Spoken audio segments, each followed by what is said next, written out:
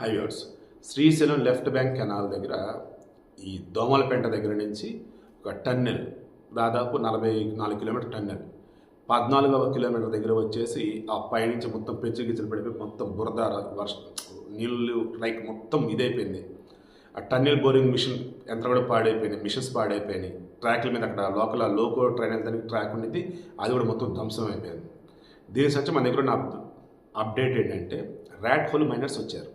ఏ మేఘాలయలో అయితే ఈ rat whole మైనర్స్ని నిషేధించారో, mining నిషేధించారో, ఇప్పుడు వారిని తీసుకొచ్చారు. ఎందుకంటే 2023లో ఉత్తరాఖండ్లో సేమ్ ఇలానే కదా, 17 రోజుల పాటు ఏమో 41 మంది దాదాపు ఇలాగే ఉంటే ఈ ర్యాట్ హోల్ మైనర్స్ని పిలిపించి 1 డేలో క్లియర్ చేయించారు, టక్కటక్క బయటికి తెచ్చేశారు.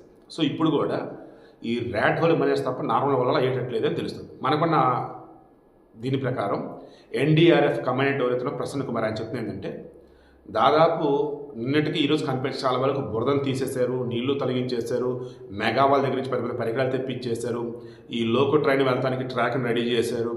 బట్ ఇంకా 40 మీటర్లు ఉన్నాయి, ఇంకా 40 మీటర్లు, ఈ 40 మీటర్ల దాదాపు మొత్తం బురద మట్టి మొత్తం పడి ఉన్నాయి. దాని లోపల వాళ్ళు ఉన్నారు. ఇదంతా తీయాలంటే ఇప్పట్లో అయ్యేది కాదు. దాంతో ఈ ర్యాట్ హోల్ మైనర్స్ పంపించి ఏదో విధంగా అసలు అవతల వాళ్ళు బ్రతుకున్నారా లేదా, సిచ్యువేషన్ ఎలా ఉంది ఏంటి చూడాలని అంటున్నారు. ఈ నైట్ కూడా సహాయకర్మ చేస్తూనే ఉన్నారు.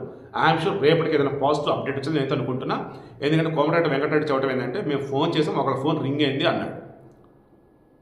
నేను ఒకళ్ళ ఫోన్ రింగ్ అయింది అంటే అవతల లిఫ్ట్ చేయలేని పొజిషన్లో ఉన్నా రింగ్ అవుతుంది అంటే ఓ రకంగా అక్కడ పాసిబిలిటీ ఉంది బ్రతుకుంటానికి. అండ్ ఈ ఫోన్ ఎక్కడ పక్కన పడి ఉండొచ్చు. అయినా సరే పాజిటివ్ ఆలోచిద్దాం. Let's hope for the best.